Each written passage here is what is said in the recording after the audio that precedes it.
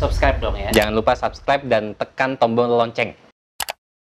Ketika Anda mengerjakan apa yang orang lain tidak kerjakan, akan ada saatnya Anda akan dapatkan apa yang orang lain tidak dapatkan.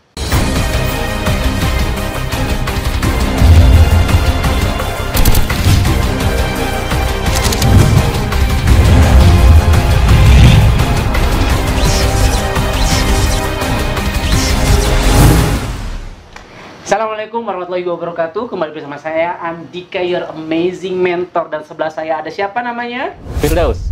Firdaus. YouTube channel lu apa? YouTube channel gua The Amazing Firdaus. The Amazing Firdaus. Subscribe dong ya. Jangan lupa subscribe dan tekan tombol lonceng. Dan pastinya lu juga harus subscribe di channel kesayangan lu, Amazing Mentor, dan aktifkan tanda loncengnya supaya apa? Terupdate terus video-video yang akan memotivasi dan menginspirasi Anda setiap hari. Oke, gue jadi udah kenal lama nih sama Bro Firdaus. Oke, gue udah kenal lama, nih orang cerdas, jenius bahkan gitu ya, kenapa juara kelas terus. Mukanya udah kayak kalkulator, ya kan? Gue pikir sempoa. Oh iya, ya, terserah lah ya, pokoknya mukanya lo emang hitung-hitungan angka, oke? Nah, terus lu kan gue tahu lu jadi akuntan. Wow. Yes, betul. And then gue tahu lu mapan. Di umur berapa lo mapan waktu itu?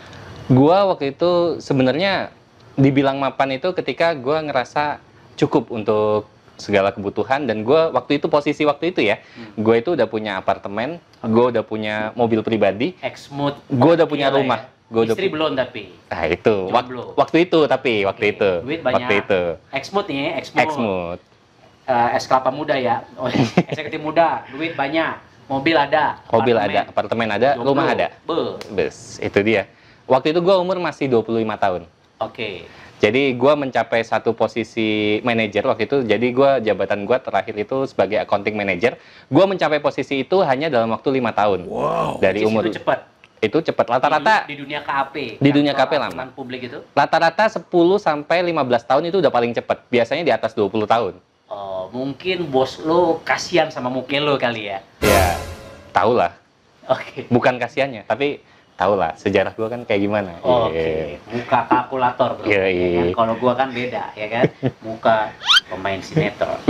Asik. Nah, lu tadi kan muda, and then lo udah mapan, itu gimana rasanya? Terus tantangannya apa? Maksud gue gini, gue kan, ya gue pernah muda juga. I mean, kalau banyak duit, lo sendirian, and then di Jakarta, kan banyak godaan.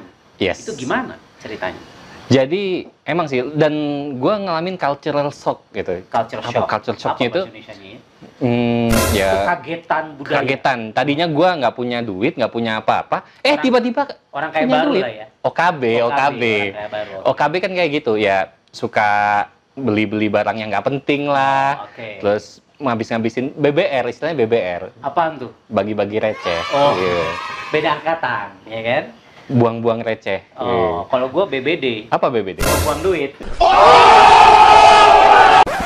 Asik. Gue masih receh waktu itu. Oh iya, beda kita. Yoi. Nah itu, gue banyak banget godaannya. Jadi gue sebagai accounting manager waktu itu gaji gue lumayan besar, dan gue punya uang itu gue bisa pakai buat ya istilahnya foya-foya lah, nggak penting. Dan gue merasa hidup ini masih panjang gitu. Ini masih panjang, jadi ya selagi masih muda nikmatilah gitu.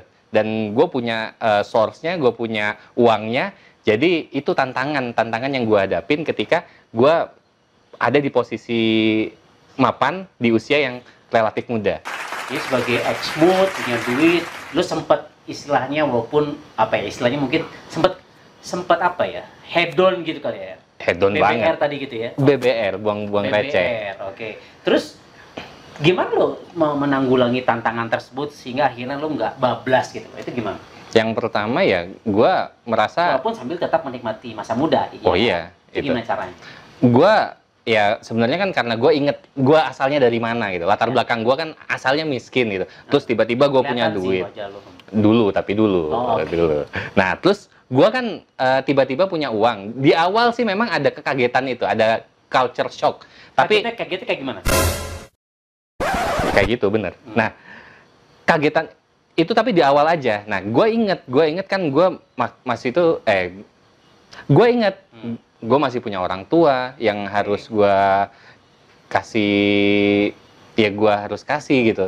Dan orang tua gue gimana perasaannya gitu ketika ngelihat anaknya terus tiba-tiba mengalami culture shock tadi. Dan ya itu yang gue inget, itu aja lah, keluarga yang gue inget keluarga, dan gue inget Allah, gue inget Tuhan. Dan dari situ akhirnya gue bisa gue mulai memanage ya. Sebenarnya dengan gue punya beberapa aset tadi, itu salah satu cara gue untuk supaya uang gue ini nggak berhamburan kemana-mana gitu. Dengerin lu, Investasi, ya kan? Anak muda lu mungkin punya duit, ya kan? Banyak nih kayak Bro Firdaus ya. Tapi ingat sampai bablas pergaulan, ingat Tuhan, ingat keluarga. Betul. Karena kalau misalnya lu berbuat something bad, kan bisa jadi itu juga karmanya gitu kan, ke orang tua, ke keluarga, ke adik, kena juga gitu. Yes. Kebetulan gue juga anak tunggal, jadi gue inget banget sama orang tua. Jadi apapun yang gue lakukan itu gue ini bakal bikin orang tua gue sedih atau enggak sih gitu. Kalau misalnya ini rasanya kalau orang tua ngelihat gue kayak gini, dia bakal sedih, ya gue nggak akan lakukan. Benar. Dan buat anak muda yang lain, gue rasa pasti ingat sama orang tuanya juga. Jadi poinnya adalah sebelum melakukan sesuatu, lo harus ingat dulu orang tua lo, betul, keluarga lo, supaya nggak berbalik gitu kan ya. Ya bahasanya jadi bumerang kembali kepada mereka. Betul. Sekarang gue mau nanya yang agak menarik. Dari sekian banyak orang yang gue wawancara di The Mentors ini, ya kan udah banyak nih gue wawancara. Ya, gue undang, gue wawancara. Apa sih prinsip? Jadi gue lihat ada benang merahnya kurang lebih miripnya sama, dan gue pengen tahu prinsip hidup lo apa sehingga lo bisa sekarang ya alhamdulillah punya kehidupan yang luar biasa gitu. Ya kalau ditanya prinsip hidup ya, moto hidup gue adalah Yamaha, Honda, apa Harley? Oh itu motor, moto. Serius kenapa? Moto itu yang buat cuci itu pewangi itu ya? Oh iya. Itu bukan. Sensor. Nggak boleh iklan. Iya. Moto hidup gue adalah life with no regrets. Hidup tanpa penyesalan. Gimana? Maksudnya gimana, bro? Maksudnya itu kalau lu dedikasi ya mirip-mirip lah sama life only once, life amazing gitu. Live only once. Cuma sekali. Hidupnya luar biasa. Kan gue. Ya kalau dari sisi gue nih, hidup ketika lu punya kesempatan, lu harus ambil. Ketika lu dalam perjalanan hidup lu nih, lu punya kesempatan untuk kuliah lagi, lu punya kesempatan untuk ambil kerjaan yang bagus, lu punya kesempatan untuk ambil bisnis, atau lu pengen switch dari karyawan jadi seorang pengusaha, lu harus ambil kesempatan itu. Karena nih, gue inget quote dari Mark Twain. Siapa tuh? Mark Twain itu salah satu penulis di Amerika sana. Teman kantor lo dulu, bukan? Bukan. Itu ada Mark juga, tapi Mark yang lain. Nah, ini Mark Twain. Nah, dia itu bilang, dalam bahasa Inggris atau bahasa Indonesia nih? Bahasa Cina dong, kan muka lo udah kayak sempoa tadi. Tionghoa. Jangan. Nah, kalau kata Mark Twain itu, dalam 20 tahun dari hari ini, kita akan lebih menyesali hal-hal yang nggak kita lakukan dibanding yang sudah kita lakukan. Catat. Coba inget-inget deh, yang biasanya Bapak Ibu, yang biasanya kalian sesali, itu yang udah pernah Anda lakukan atau yang belum pernah Anda lakukan? Yang udah gue lakuin nih. Iya, yang udah lu lakuin, ya lu udah jalanin kan, nggak mungkin lu nyesel gitu. Ya, nah, biasa gue juga pikir kayak kenapa dulu gue nggak lakukan. Nah itu, kenapa sih gue dulu nggak ngambil kesempatan ini gitu? Ini kesempatan emas, datang di depan muka lo nih. Terus lu nggak ambil, itu pasti depan muka tuh di sini, bukan di sini. Sih. Ini depan perut berarti, depan perut.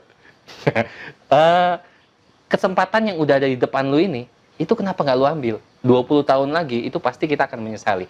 Gua pribadi juga punya kayak gitu. Dan apa tuh, bro? Ini salah satu penyesalan gue ya. Ini flashback di sekitar 15 tahun yang lalu lah. 15 tahun yang lalu sebenarnya gue punya kesempatan. Berarti umur lo masih 2 tahun dong saat itu, 15 tahun yang lalu? Semudah itu kah? Semudah itu ya? Lu puji balik gue dong. Lu masih TK ya waktu itu, 15 tahun yang lalu ya? Makan di mana abis ini? Lanjut. Ini Oke. Durasi. Oke. Jadi, gue waktu itu punya kesempatan untuk kuliah di luar negeri sebenarnya. Gue udah ikut tesnya, udah lulus, udah hampir tes terakhir. Cuma waktu itu gue, ya karena gue anak tunggal, gue inget sama orang tua, akhirnya nggak gue ambil. Dan akhirnya kalau dipikir-pikir sampai sekarang tuh gue masih mikirin gitu. Gue masih mikirin kenapa dulu gue nggak ambil kesempatan itu. Dan karena gue udah punya pengalaman kayak gitu nih, nah sekarang gue kalau punya kesempatan apapun itu, selama itu kesempatan yang baik untuk kebaikan di masa depan, itu insya Allah pasti gue ambil. Masalah sukses atau gagal itu belakangan. Iya, lebih baik mencoba terus gagal dibanding nggak pernah mencoba sama sekali. Ulangi. Apa lagi? Dari tulis di sini ada. Lebih baik mencoba terus gagal daripada nggak pernah mencoba sama sekali. Catet. Pemirsa. Oke. Ya, itu. Jadi hidup tanpa penyesalan itu untuk memotivasi lu untuk tetap lakukan apapun kesempatan yang ada di depan. Yes, betul. Dan iya karena pengalaman itu tadi, gue sekarang ini dan termasuk gue akhirnya kan sekarang menjadi seorang pengusaha nih. Wow. Dulu gue seorang akuntan. Itu kalau gue nggak ambil kesempatan untuk jadi pengusaha, gue nggak tahu sekarang kehidupan gue kayak gimana. Oke, nah ini menarik. Lo dari karyawan yang mungkin kebayangnya akuntan itu kan di belakang meja ngurusin angka-angka dan seterusnya. Yes. Terus and then you shifted your mindset, your pola pikir to become an entrepreneur gitu, menjadi seorang pengusaha. Itu ceritanya gimana? Karena gue lihat, gue sebagai business coach, gue ketemu banyak orang yang nggak berani untuk hijrah menjadi seorang pengusaha gitu. Banyak pasti yang juga berpikir gitu, ngaku. Emosi gue. Enggak usah emosi, tenang. Iya, gue dulu juga orang yang cenderung cari aman, dan di kantor juga kan ya mau ngapain lagi gitu. Gue udah punya posisi, gaji gue gede, udah punya rumah, punya mobil, punya apartemen, muka ganteng. Belum punya istri. Nah, itu. Kagak ngaruh. Ngapain lagi gitu. Saya sedang berada di puncak kesuksesan waktu itu, di karir ya, puncak karir di kantor. Ketika gue sedang berada di puncak karir gue, itu adalah saat terbaik bagi kita untuk memulai jadi seorang pengusaha. Itu yang gue karena lo lagi punya modal justru di situ ya. Karena gue udah punya modal, dan gue kalaupun gagal gitu ya, seandainya waktu itu gue gagal, gue nggak ada risikonya. Ya kalau gue gagal, gue tinggal terusin kerja. Tinggal gue terusin kerja, posisi udah bagus, ya nggak perlu mikirin besok gue gimana nih. Kalau bisnis kan ya, misalnya rugi gitu, duit hilang, besoknya udah nggak bisa nyari duit lagi gitu. Artinya lebih safe ketimbang kalau kalau yang belum punya pekerjaan, yang belum punya gaji gitu kan, ya dia kalau betul gagal, dia bangkrut, nggak punya modal gitu. Yes. Dan tapi banyak orang yang berpikiran ketika lu udah di puncak karir lu, ngapain lagi gitu? Lu ngapain nyoba-nyoba bisnis kan gitu? Aman, gua kan gede nih gitu. Kan lu udah sukses nih, udah jadi seorang manajer lah, jadi direktur lah di kantor. Lu udah punya posisi, ngapain lagi lu nyoba-nyoba bisnis gitu? Tapi prinsip yang gue pegang tadi, karena gue punya prinsip life with no regrets, gue akan ambil kesempatan apapun selama kesempatan itu memberikan kebaikan bagi gue di masa depan. Gue akan jalani itu gitu. Gue akan lakukan, dan gue akan lakukan seperti ketika gue kerja waktu itu. Gue lakuinnya serius gitu. Dan kalau gue ngelakuin serius, insya Allah pasti hasilnya serius juga. Itu gue waktu kerja. Nah ini cerita sedikit nih ya. Kenapa sih gue rata-rata kan orang kalau misalnya mencapai posisi manajer itu butuh 10-15 tahun lah. Gue kenapa bisa 5 tahun? Ya karena gue waktu itu gue suka mengerjakan lebih dari orang yang lain kerjakan gitu. Going for extra mile. Going for extra mile. Apa-apa gue bahas di video yang lain nih. Cakep nih temanya nih. Nah ini pokoknya kalau Anda lakukan hal-hal yang orang lain tidak lakukan, akan ada saatnya Anda akan dapatkan apa yang orang lain tidak dapatkan. Wih, ulangi. Catat lagi. Ulangi. Gua agak sulit mencernanya.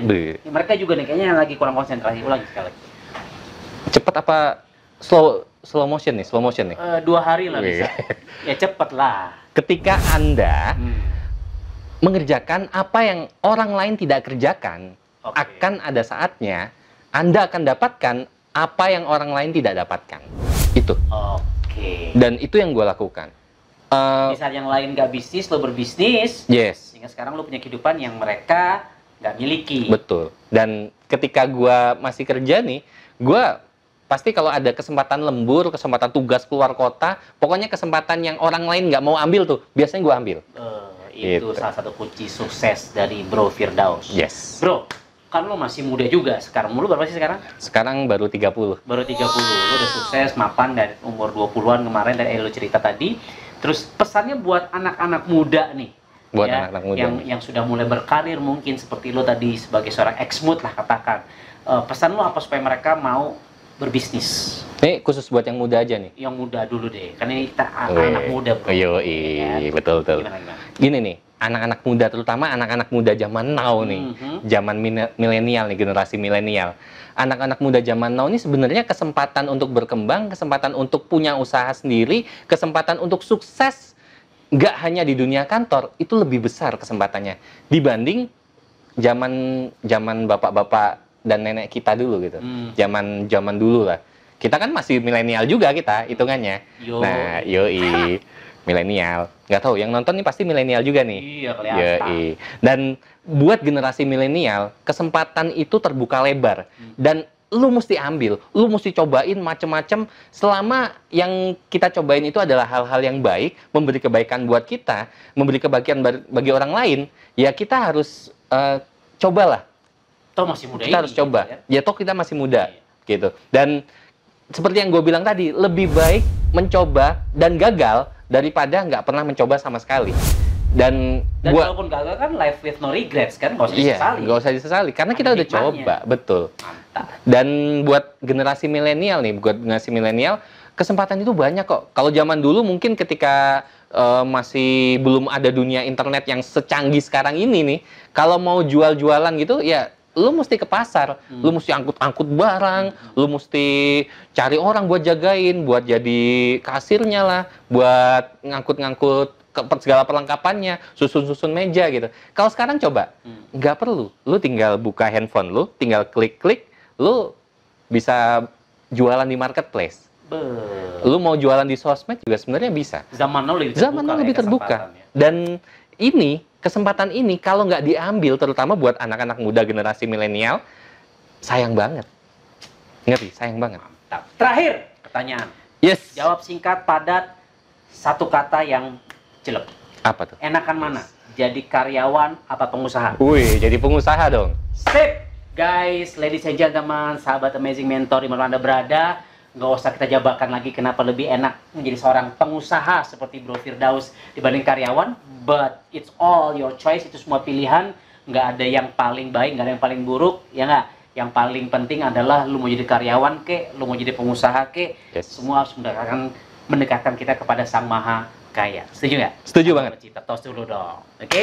So jangan lupa subscribe di channel lu apa namanya? The Amazing Firdaus. The Amazing Firdaus, dan subscribe di channel kesayangan Anda, Amazing Mentor, dan jangan lupa ya aktifkan tanda lonceng di channel kita. So see you again di video-video kita berikutnya. Assalamualaikum warahmatullahi wabarakatuh.